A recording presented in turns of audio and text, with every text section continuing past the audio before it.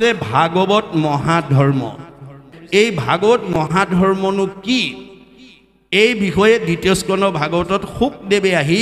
পৰীক্ষিতৰ আগত দাঙি ধৰিছে আৰু আৰম্ভণিতে মহাপুৰুষে কি লিখিছে জয় জয় কৃষ্ণ যাৰ স্মৰণ মংগল জাগ যোগাদিৰু হৰি নাম মহাফল হেনয় পৰমানন্দ মাধৱক নিতে সুমৰিও নৰ নিৰন্তৰে একচিতে যে আমি যিকোনো কামৰ শুভাৰম্ভ কৰোঁতে আপোনাক সেই কামটো কৰিবলৈ দক্ষতা বা প্ৰতিভাটো যিজনে দিছে সেইজনক স্মৰণ কৰি ল'বলৈ নাপাহৰিব মনত ৰাখিব দে আপুনি যি কামতেই আমি যিকোনো কৰ্মৰ মাজত আমাৰ কিবা এটা কামনা বা বাসনা থাকে আমাৰ মনৰ বাসনা বা কামনাটো কোনে পূৰণ কৰিব ভগৱন্তই কৈছে মই কৰিম মই পূৰ্ণ কাম তোমালোক অকাম মই স্বতন্ত্ৰ তোমালোক পৰতন্ত্ৰ তোমালোকৰ মনৰ কামনা মইহে পূৰণ কৰিম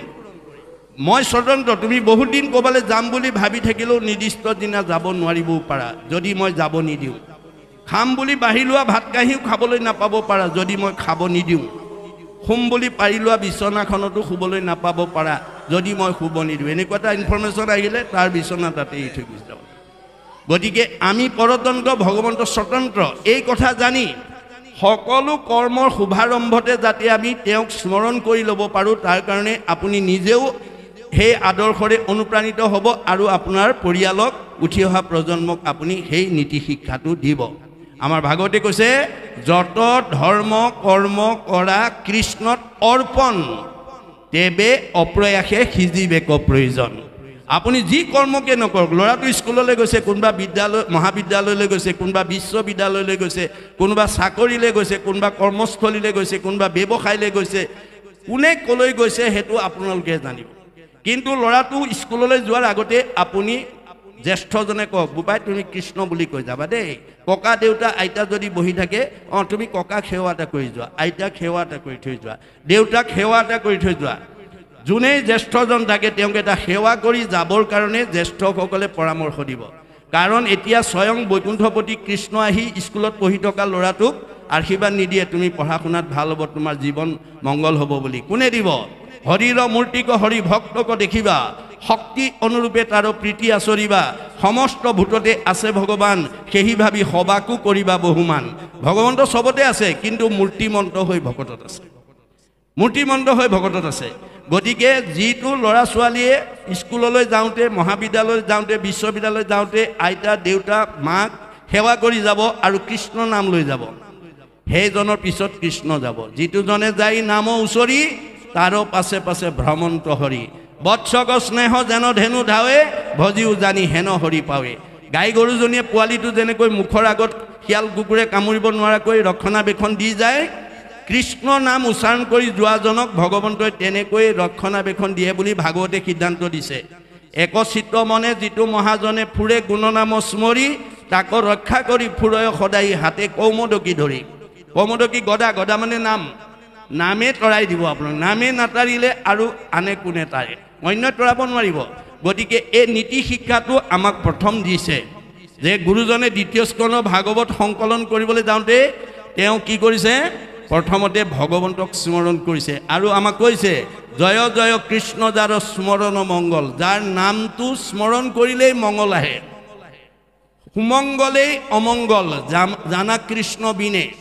অমংগলেই সুমংগল কৃষ্ণৰ কীৰ্তনে আপোনাৰ ধনে ধানে টকাই পইচাই গাড়ীয়ে মটৰে পকা ঘৰে দুৱাৰে পূৰ্বজন্ম পুণ্য ফলত এই জন্মত নদন বদন হৈ আছে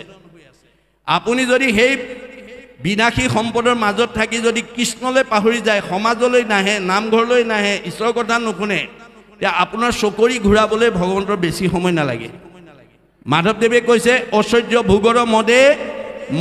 মত্ত হৈয়া ঈশ্বৰত পৰাংমুখ ভৈল যিটো জন যেন জীৰ্ণ গাই আতি দুৰ্ঘুৰ সংসাৰ মহাপংকে পৰি হৈ মগন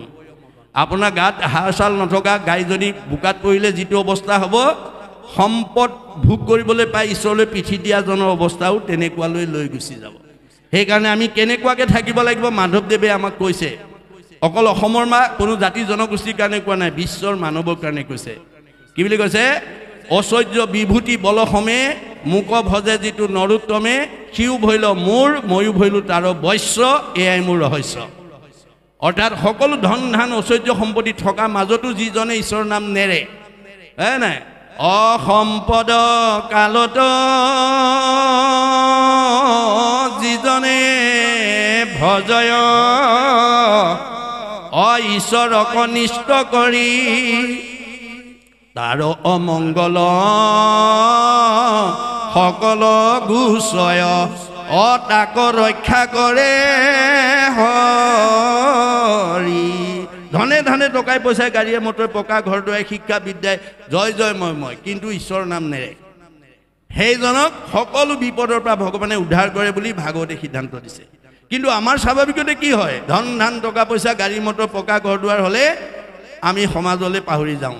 ঈশ্বৰৰ কথা পাহৰি যাওঁ কিন্তু কোনদিনা মনত পৰে যিদিনা এনেকুৱা এটা বেমাৰ দি দিলে ভগৱন্তে ডাক্তৰৰ ঔষধ খাইও ভাল হোৱা নাই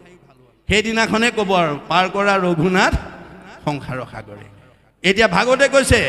যে আপদ কালত ত্ৰাহি ত্ৰাহি বোলে নুবোলে সম্পদ কালে তাংক প্ৰতি তুষ্ট হৈবন্ত ঈশ্বৰ ইটো কোনো শাস্ত্ৰে কহে বিপদত পৰিলে ঈশ্বৰৰ নাম লয় বিপদত পৰিলে সমাজ লাগে কিন্তু সম্পদত সমাজৰ লগত সম্পৰ্ক নাৰাখে নামঘৰলৈ নাহে সেইজনক কেতিয়াও কোনো সমাজৰ মানুহে ভাল নাপায় আৰু সেইজনক কোনো ঈশ্বৰে তেওঁক ভাল নাপায় মনত ৰাখিব কথাটো সকলো সময়তে যাতে আমি ঈশ্বৰৰ নাম ল'বৰ কাৰণে আমি এটা আৰ্হি ল'ব পাৰোঁ আদৰ্শ যাতে ভাগৱতৰ পৰা ল'ব পাৰোঁ আৰু দিব পাৰোঁ তাৰ প্ৰতি গুৰুত্ব দিব লাগিব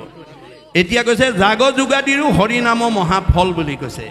যে আগৰ কেইটা যুগত ভগৱন্তই যুগে যুগে অৱতাৰ হৈ জীৱশ্ৰেষ্ঠ মানুহক কি ধৰ্ম আচৰণ কৰিব লাগে তেওঁ সবকে যুগ ধৰ্ম দেখুৱাই থৈ গৈছে যুগে যুগে অৱতাৰ হৈ আছে হৈ থাকিব তে সত্য যুগত হৰি অৱতাৰ হৈ সকলো মানুহক ক'লে তোমালোকে ধ্যান কৰিবা দেই ধ্যান কৰিলেহে তোমালোকে গতি পাবা গতিকে সত্য যুগৰ সব মানুহে ধ্যান কৰে ত্ৰেতা যুগত ৰাম অৱতাৰ হৈ জীৱশ্ৰেষ্ঠ মানুহক ক'লে তোমালোকে যজ্ঞ কৰিবা তেতিয়াহে উদ্ধাৰ হ'ব পাৰিবা ত্ৰেতা যুগত সকলো মানুহে যজ্ঞ কৰে দ্বাপৰ যুগত কৃষ্ণ অৱতাৰ হৈ সকলো মানুহক ক'লে তোমালোকে পূজা কৰিবা দেই পূজা কৰিলেহে তৰিব পাৰিবা কিন্তু কলি যুগত কৃষ্ণ শংকৰবে আহি কি বুলি ক'লে যে ধ্যানে যজ্ঞে পূজাৰ কহিছে যেন ফল হৰিৰ কীৰ্তনে তাক সাধয় সকল আগৰ কেইটা যুগত ধ্যান যজ্ঞ পূজা কৰি যিটো ফল পাইছিলে কলি যুগত ভগৱন্তৰ নাম ল'লেই সমফলৰ অধিকাৰী হৈ যাব গতিকে আমাক সহজ উপায়টো দিলে এতিয়া ধ্যান যজ্ঞ পূজাটো কলি যুগৰ মানুহে কৰাটো সম্ভৱ নহয় কিয়নো তাত কিছুমান নীতি নিয়ম বান্ধি থোৱা থাকে স্থান কাল পাত্ৰ নিমিত্ত দ্ৰব্য মন্ত্ৰ এইবোৰ সময়মতে কৰিব নোৱাৰিলে সেই ফল আমি লাভ কৰিব নোৱাৰোঁ সেইকাৰণে ৰাম নাম ল'বলৈ কোনো হৰি নামক কীৰ্তনতো নাহিকে নিয়ম একো এতেকেহে ধৰ্ম মাজে খাৰ ডেকা ল'ৰাই পাৰিব গাভৰু ছোৱালীয়ে নোৱাৰে গাভৰু ছোৱালীয়ে পাৰিব বোৱাৰীয়ে নোৱাৰে বোৱাৰীয়ে পাৰিব শাহুৱে নোৱাৰে শাহুৱে পাৰিব শহুৰে নোৱাৰে বা দিনত পাৰিব ৰাতি নোৱাৰে ৰাতি পাৰিব দিনত নোৱাৰে কোনো নিয়ম নাই খাওঁতে শুওঁতে উঠোঁতে লৰোঁতে বহোঁতে সকলো মানুহ নামৰ জীৱই ঈশ্বৰৰ নাম ল'ব পাৰে সেইকাৰণে এইটো সাৰ্বজনীন ধৰ্ম বুলি কৈছে এইটো সনাতন ধৰ্ম বুলি কৈছে গতিকে এই যুগৰ মানুহে যদি এবাৰ ৰাম বুলি কয় তেতিয়াহ'লে মুক্তি আৰু ভক্তি সকলোৰ অধিকাৰী হয় বুলি বেদে সিদ্ধান্ত কৰিছে ৰাম ইতি বদন্তি যে সৰ্বদা তেইসাং ভক্তি চ মুক্তি চ ভৱিষ্যতি না সংশয়